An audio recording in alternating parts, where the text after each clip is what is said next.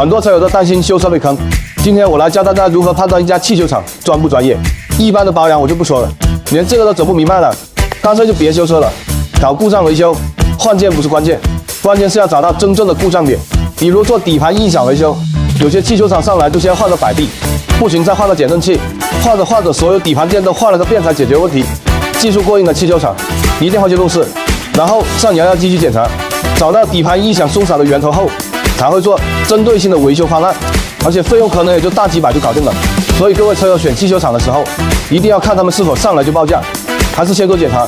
实在不会选的，过来找我，我给你安排。